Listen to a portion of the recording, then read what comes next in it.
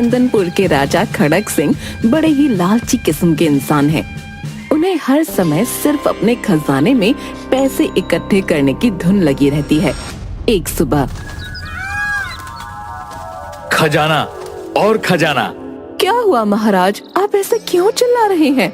महारानी, आज मैंने सपने में खजाने की खोज की। अब हम और अमीर हो जाएंगे। कहाँ है वो खजाना? और आप पहले से ही राजा हो, और कितना अमीर होना चाहते हैं? बताता हूँ, चलो दरबार में। महाराज दरबार में जाते हैं। उनके साथ महारानी भी होती हैं और वो सिपाहियों को बुलाते हैं। सिपाहियों, मैंने अपने राज्य में नए खजाने की खोज की है। तुम जाओ और तुरंत उस खजाने को निकाल कर हमारे पास लाओ। महाराज, कहाँ है वह खजाना? हमारे राज्य के जिस घर के बाहर आंगन में 2 दरवाजे हों, एक पेड़ हो, उस पेड़ से बकरी बंधी हुई हो, दूसरी तरफ घास काटने की मशीन हो, बस उसी जगह को खोदना और तुम्हें वहाँ पर छुपा हुआ खजाना मिलेगा। महाराज सिपाहियों को एक कागज देते हैं। महाराज, माफी हो, लेकिन क्या वह हमें अपना घर खोदने देंगे? गुस्ताख, ये लो शाही फरमान और उनको बोलना, यह शाही फरमान महाराज ने खुद लिखा है। जो इस काम के बीच में आए उसे गिरफ्तार करके हमारे पास ले आना। महाराज, मुझे लगता है ये सही नहीं है। किसी का घर ऐसे क्यों खोदना? महारानी, आप हमारी महारानी होकर ऐसी बात कर रही हैं। सिपाहियों, तुरंत हमारे आदेश का पालन किया जाए। सिपाही महाराज का दिया हुआ फरमान और नक्शा लेकर राज्य में निकल पड़ते हैं। बहुत लोगों से पूछते हैं, लेकिन किसी को उस घर के बारे में कुछ नहीं पता होता। तभी बाजार में असलम और मुनव्वर पर सिपाहियों की नजर पड़ती है। सुनो, क्या तुम्हें इस घर के बारे में पता है, जिस घर का नक्शा इस कागज पर बना है? अरे हाँ, ये तो शमशेर का घर है। हाँ हाँ, सही कहा असलम भाई, यह उस शमशेर का ही घर है। ठीक है, तुम हमें वहाँ ले चलो। लेकिन क्या बात है सिपाही जी, यह तो बताइए। महाराज ने हमें उसे घर को खोदने का आदेश दिया है। नहीं नहीं, मैं नहीं जाऊंगा। वह शमशेर तो बड़ा ही सरफिरा है। अगर मैं गया आपके साथ तो वह मुझे बहुत मारेगा। तुम चुपचाप हमारे साथ चलो। हमारे पास राजा की शाही फरमान है। जो इस काम में रुकावट डालेगा उसे तुरंत गिरफ्तार करने का हुक्म भी है। असलम और मुनव्वर राजा के फरमान की बात सुनकर सिपाहियों के साथ शमशेर के घर जाती हैं। वहाँ शमशेर की माँ और उसकी पत्नी अपने आंगन में बैठी होती हैं। चौखट पर पहुंचकर सिपाही राजा के दिए नक्शे को खोलते हैं। 2 दरवाजे, एक पेड़, उस पेड़ से बंधी हुई बकरी, और हाँ, दूसरी तरफ घास काटने की मशीन। बिल्कुल सही, यही घर है। कौन हो तुम और ऐसे कैसे हमारे घर के अंदर घुसे चले आ रहे हो? हम राजा के सिपाही हैं और राजा का फरमान लेकर आए हैं। राजा का फरमान? कैसा फरमान? हे भगवान, मैं तो इस लड़के से परेशान हो चुकी हूँ। रोज कोई ना कोई बखेड़ा खड़ा कर ही देता है। अरे चुप करो तुम दोनों, हम किसी शमशेर को नहीं जानते। राजा जी ने सपने में तुम्हारे घर में गड़े हुए खजाने का पता लगाया है, इसीलिए उन्होंने शाही फरमान जारी किया है तुम्हारे घर को खोदने का। हे राम जी, क्या जुल्म है! ये राजा है कि राक्षस? अपनी जबान को लगाम दे, नहीं तो हम तुझे गिरफ्तार कर लेंगे। अरे सिपाही जी, इसे माफ कर दीजिए, नादान है। लेकिन ये कहाँ का न्याय है कि आप हमारा घर खोदने आए हैं? तुम दोनों किनारे चुपचाप बैठ जाओ। और यह राजा का शाही फरमान है, और साथ ही राजा ने यह भी फरमान जारी किया है कि जो इस खुदाई के काम में बाधा डाले उसे तुरंत गिरफ्तार कर लिया जाए। राजा के फरमान के डर से शमशेर की माँ और उसकी पत्नी एक किनारे बैठ जाते हैं और सिपाही घर के अंदर खुदाई का काम शुरू कर देते हैं। ऊपर वाले, ये कैसी अंधेर नगरी है! राजा तो अपनी प्रजा का बच्चों की तरह ध्यान रखता है, और ये राजा अपनी प्रजा का खून पीने पर तुला है। ये बड़ा लालची राजा है। सिपाही पूरे कमरे की खुदाई कर देते हैं, पर उन्हें वहाँ कुछ नहीं मिलता। अरे भाई, हमने तो पूरा कमरा ही खोद दिया, लेकिन यहाँ तो कोई खजाना नहीं मिला। कोई बात नहीं, इन दीवारों को गिराते हैं, शायद इन दीवारों में छुपाओ। फिर वो सब मिलकर दीवारों को तोड़ना शुरू करते हैं, लेकिन दीवारों में भी कोई खजाना नहीं मिलता और दीवारों को खोदने की वजह से घर की छत उनके ऊपर ही गिरना शुरू हो जाती है। वो किसी तरह अपनी जान बचाकर भागते हैं। बाल बाल बच गए हम, वरना इस छत के नीचे ही दबकर मर जाते। चलो अब आंगन की खुदाई शुरू करते हैं। मुझे तो लगता है कि बुढ़िया और इसकी बहू दोनों सही कह रहे हैं। यहाँ कोई खजाना नहीं है। लगता तो मुझे भी ऐसा ही है भाई, लेकिन क्या करें, राजा का फरमान है, अगर पूरा नहीं किया तो वो पागल तो हमें ही जेल में डाल देगा। चलो चलो जल्दी आंगन की खुदाई शुरू करते हैं। थोड़ी ही देर में शमशेर का पूरा घर खोदा जा चुका था। दीवारें, छत, सब कुछ टूट चुकी थी। वहाँ सिर्फ मलबा ही मलबा था। ए बुढ़िया, हम जा रहे हैं, हमें यहाँ कोई खजाना नहीं मिला।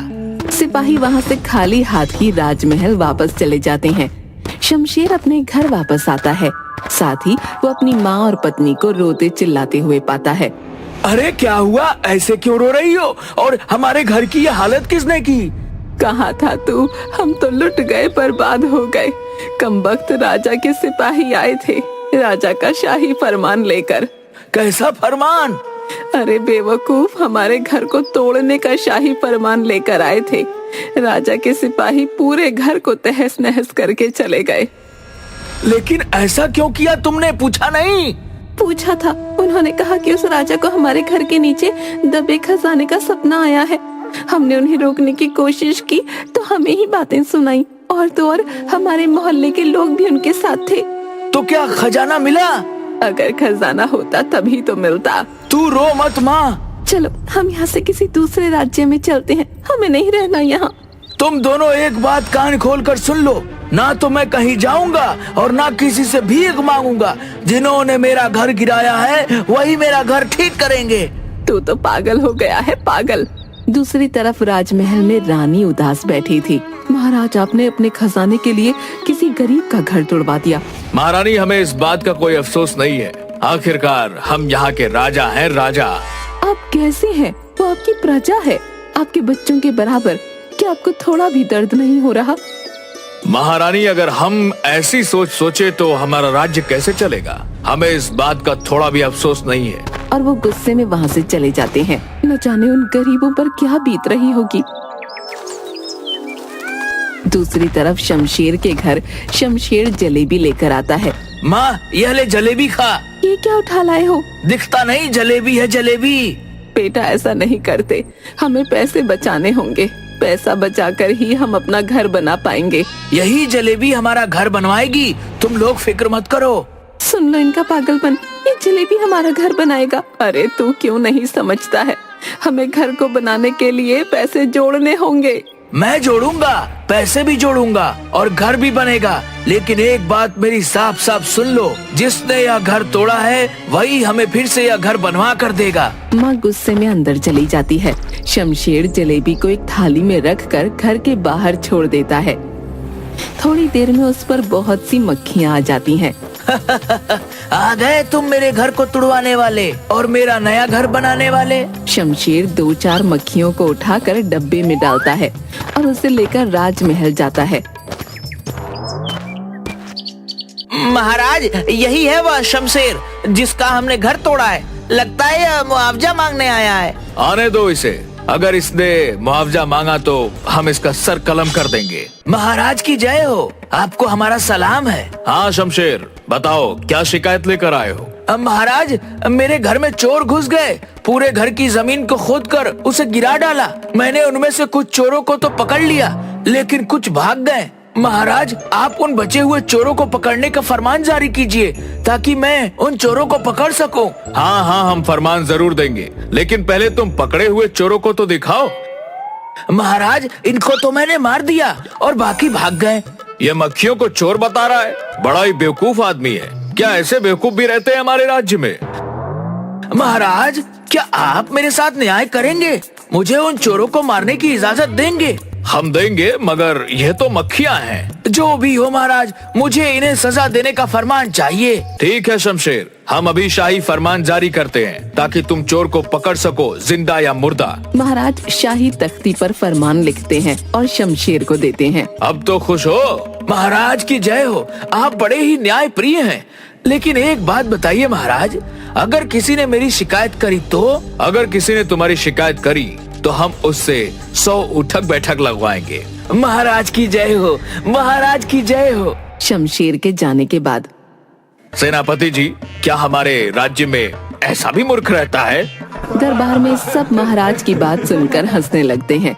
दूसरी तरफ शमशेर अपने घर जाता है और कुछ ढूंढने लगता है। तो क्या ढूंढ रहा है? बोलता क्यों नहीं? चल रोटी खा ले। रोटी बाद में खाऊंगा, पहले मुझे मेरा काम करने दे। और वो अंदर से एक बड़ा सा डंडा लेकर आता है। अरे तू ये लेकर कहाँ जा रहा है? कुछ नहीं कर रहा हूँ, तुम दोनों चुपचाप घर में बैठो, मैं जा रहा हूँ अपना बदला लेने। और वो डंडा लेकर मक्खियों को मारता हुआ असलम की दुकान पर पहुंच जाता है। क्या चाहिए? शमशेर को चुप रहने का इशारा करता है और डंडे से उसकी दुकान पर रखे सामान पर बैठी मक्खियों को मारने लगता है। साथ ही सामान भी तोड़ता जाता है। ये क्या कर रहा है? तेरे बाप का माल है जो तू सामान तोड़ रहा है। तू चुप कर, यह राजा का फरमान है, कुछ बोलना मत। असलम की पूरी दुकान में तोड़ फोड़ कर देता है। असलम महाराज के दरबार में जाता है शमशेर की शिकायत लेकर। आज की कार्यवाही शुरू की जाए। महाराज, ये असलम अपनी गुहार लेकर आया है। बोलो असलम, क्या गुहार है तुम्हारी? महाराज, मैं शमशेर की शिकायत लेकर आया हूँ। शमशेर को हमारे सामने लाया जाए। सिपाही शमशेर को पकड़कर दरबार में लेकर आते हैं। बोलो असलम, क्या गुहार है तुम्हारी? महाराज, इस शमशेर ने मेरे दुकान का सारा सामान तोड़ फोड़ दिया है और जब मैंने इससे बोला तो कहता है यह राजा का फरमान है, वह भी शाही। महाराज, क्या सच में आपने ऐसा फरमान दिया है? शमशेर, क्या बात है, बताओ। महाराज, मेरी कोई गलती नहीं है, यह नाइंसाफी है। मैं अपना काम छोड़कर आया हूँ। मैं चोरों को मार रहा था और मैंने इसके दुकान में चोर को बैठे हुए देखा और उन्हें मारना शुरू किया, क्योंकि महाराज आपने ही फरमान में लिखा है कि चोरों को जिंदा या मुर्दा कैसे भी पकड़ो। तो मैं उन्हें डंडे से मार रहा था और यह बीच में आया। जब मैंने इससे कहा कि यह महाराज का शाही फरमान है तो इसने कहा महाराज के शाही फरमान की ऐसी की तैसी। गुस्ताख, तुमने हमारे शाही फरमान के बारे में गलत शब्द कहे। सिपाहियों, इस असलम से 100 उठक बैठक लगवाए जाए। महाराज, मैंने यह नहीं कहा था, यह झूठ बोल रहा है। गुस्ताख, अपनी जबान बंद करो। सिपाहियों, हमारे हुक्म की तामील हो और शमशेर को बाइज्जत बरी कर दो। शमशेर बड़ा खुश होता है और अपना डंडा लेकर निकल पड़ता है। चौक पर शमशेर को उस दिन सिपाहियों के साथ आए हुए 2 लोग रामू और हेमंत दिखते हैं। अरे शमशेर भाई, क्या बात हो गई? यह डंडा लिए क्यों घूम रहे हो? कुछ नहीं भाई, चोरों की तलाश में निकला था। तभी हेमंत के कंधे पर मक्खी बैठी दिखाई देती है। वो जोर से 2 डंडे लगाता है और मक्खी को मार देता है। उसे उठाकर डब्बे में रख लेता है। फिर शमशेर एक जोरदार डंडा रामू के हाथ पर लगाता है। अरे शमशेर, यह क्या कर रहा है? शमशेर मक्खी उठाता है, डब्बे में रखता है और आगे बढ़ जाता है। रामू और हेमंत शमशेर की शिकायत लेकर राज दरबार में जाते हैं। महाराज की जय हो, हम शमशेर के खिलाफ शिकायत लेकर आए हैं। यह समझ में नहीं आता कि जब हमने शाही फरमान जारी कर रखा है तो बार बार शिकायत लेकर क्यों आते हो? सिपाहियों, इन दोनों से 100 उठक बैठक लगवाए जाए। सिपाही उन दोनों से 100 उठक बैठक लगवाते हैं और बाहर फेंक देते हैं। थोड़े दिनों में पूरे राज्य में खबर फैल जाती है कि शमशेर के खिलाफ शिकायत लेकर जाओ तो महाराज 100 उठक बैठक लगवाते हैं। और दूसरी तरफ शमशेर डंडा लिए घूमता रहता है और उसका घर तोड़वाने में जो लोग सिपाहियों के साथ आए थे उनके ऊपर मक्खी बैठी देखकर जोरदार डंडा लगाता है। लोग शमशेर को देखकर भागने लगते हैं। गर्मी के मौसम में भी लोग चादर ओढ़कर घूमने लगते हैं, लेकिन शमशेर किसी को डंडे मारने और अपना बदला लेने से बाज नहीं आता। कुछ लोग इकट्ठा होकर महाराज के पास जाते हैं। महाराज, गुस्ताखी माफ हो, लेकिन आपके फरमान ने तो हम सबको मरवा दिया है और अगर ऐसा ही चलता रहा तो वो धीरे धीरे पूरा राज्य खाली हो जाएगा। शमशेर को हमारे सामने लाया जाए। दूसरी तरफ शमशेर को देखकर लोग भागने लगते हैं और अपने हाथ हिलाकर नाचने लगते हैं ताकि उनके ऊपर कोई मक्खी न बैठे। घर पर शमशेर की माँ सर पर हाथ रखकर बैठी होती है। क्या हो गया माँ, ऐसे क्यों बैठी हो? क्या करूँ, एक तो राजा के सिपाहियों ने हमारा घर तोड़ दिया, दूसरा रोज तेरी शिकायतों से मैं परेशान हो गई हूँ। एक काम कर, महाराज का फरमान उनको वापस कर दे। क्यों कर दूं वापस? अभी तो मुझे अपना बदला लेना है। तभी राजा के सिपाही आते हैं। और शमशेर सिपाहियों के साथ महल की तरफ चल देता है। शमशेर महल में आता है और रानी की पीठ पर बैठी मक्खी देखकर अपने डंडे से एक डंडा महारानी को लगाता है। महाराज, मैं तो मर गई। तुम्हारी इतनी गुस्ताखी कि हमारी रानी पर हमला। मैंने तो आपके फरमान का पालन किया है महाराज। शमशेर, अब बहुत हो गया, हमारा शाही फरमान अब वापस कर दो। नहीं महाराज, अभी कैसे? अभी तो मेरा घर गिराने वालों का हिसाब बाकी है। अभी तो मुझे उनसे मुआवजे की रकम भी लेनी है। अभी तो इसने महारानी को मारा है, क्या पता अगला डंडा मेरे ही ऊपर लगा दे। एक काम करता हूँ, इसे मुआवजे की रकम मैं ही दे देता हूँ ताकि इसका यह पागलपन उतर जाए। शमशेर, हम यह सोच रहे हैं कि तुम्हारे घर का मुआवजा हम ही दे दे। आखिर हम यहाँ के राजा हैं। बताओ, कितना मुआवजा चाहिए तुम्हें? महाराज, मुझे पूरे 100 सोने के सिक्के चाहिए। सेनापति जी, हमारे खजाने से पूरे 100 सोने के सिक्के शमशेर को दिए जाएं। महाराज, 100 सोने के सिक्के कुछ ज्यादा नहीं है। सेनापति जी, यह हमारा आदेश है। हमने जो आदेश दिया है उसका पालन कीजिए। और शमशेर, लाओ तुम हमारा शाही फरमान वापस कर दो हमें। शमशेर को अपने घर का मुआवजा मिल जाता है और साथ ही वो अपना बदला भी ले लेता है। राज्य के बाकी लोग अब सुकून से अपनी जिंदगी बिताते हैं।